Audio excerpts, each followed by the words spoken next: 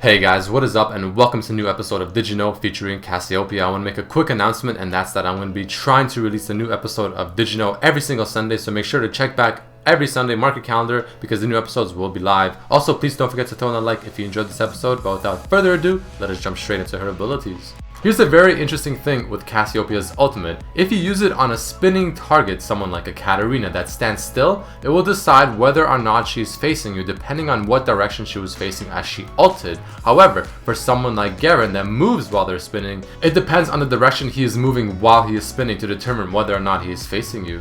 Cass's Q ability, Noxious Blast, is great to use to check bushes. If you see your passive proc, then someone is most likely in there.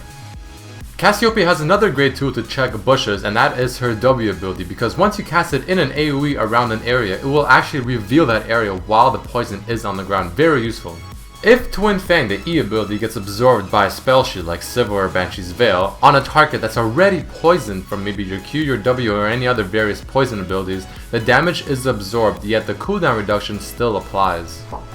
Another example is if you fail to land your E ability on a target that's already poisoned because they dodge it, such as using Fizz's Playful Trickster, it will not proc the CD reduction. There were also other test cases with this scenario where the E ability didn't make contact and didn't even start the cooldown. Even though Cass's Q ability damage will get absorbed by things like Morgana's Black Shield, Cassiopeia will still get the movement speed buff from casting the Q on her. Cassiopeia has great synergy with certain other champions because Twin Fang's cooldown reduction will work with other poisons as well, not just your own. For example, Teemo's shot, his trap, Singe's poison, and even Twitch's passive.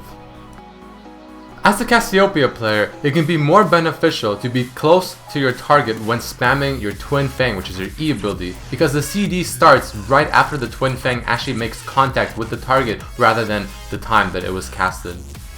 Cassiopeia's skill set shines when she is being chased or chasing a target, because she can use the Q for the move speed, the W for the slow, and then you can keep barraging them with your E ability for constant damage, or you can even throw in an ulti to either slow or to stop them from chasing you further. Cass's passive does not get procced by summoner spells, nor does it reduce the cost of items such as Seraph's Embrace. Cass's passive grants her one of the best laning phases in the middle lane in the game just because she can spam her abilities, which deal a lot of damage with easy poke, and she does not have much penalties in terms of mana loss.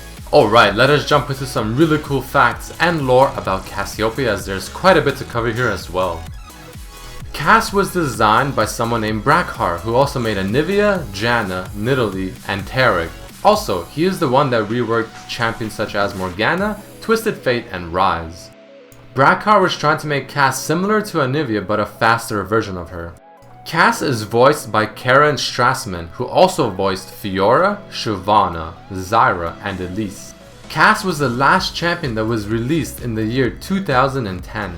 Her theme tends to resemble ancient Greece.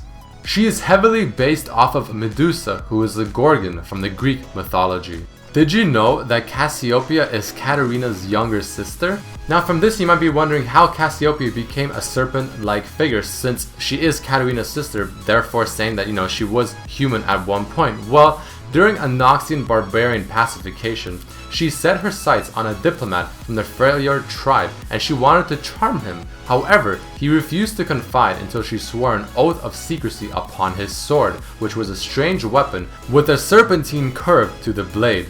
Once it was done, she told her father the information that she had learned from him, and as she did this, the curse hit her, upon which she swore secrecy earlier and therefore turned her into a serpent.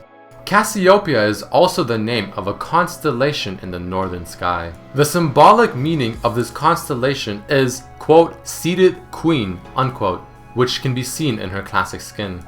Her ability, Miasma, may refer to Greek mythology, where miasma is a contagious power that has an independent life of its own. Until purged by the sacrificial death of the wrongdoer, society would be chronically infected by catastrophe.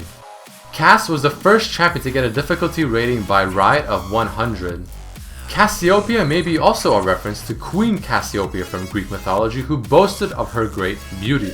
Poseidon punished her by demanding her daughter Andromeda to be sacrificed to the Kraken. Perseus, having just slain the Gorgon Medusa, slew the sea giant and saved the princess. Cassiopeia's dance is the Weeping Willow dance, a style of liquid dancing. One of Cassiopeia's taunts, "You think I'm a freak? Let me get on your level," may be considered as a tribute to Rider Freak's line, quote, "Get on my level," unquote. Siren Cassiopeia is a reference to the mythological creatures of ancient Greece called sirens, seductresses that enchanted men into the sea to drown.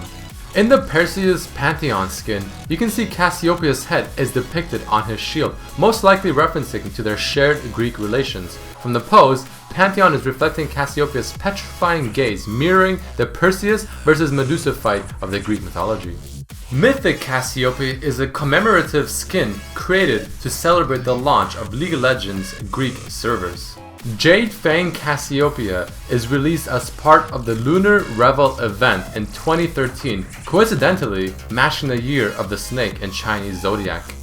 Alright guys, and that unfortunately marks the end of this episode of Did You Know featuring Cassiopeia. Please don't forget to like this video if you enjoyed it and to share it with your friends, as these videos do take quite some time to make. Also, please write a comment explaining maybe what you enjoyed the most or what you thought of this episode, and also who you would like to see in the next episode. As you can clearly see, this one was suggested by a user from the previous episode. But once again, I want to wish you guys a great day, and I hope you guys enjoyed this episode, and I'll see you next time. Peace.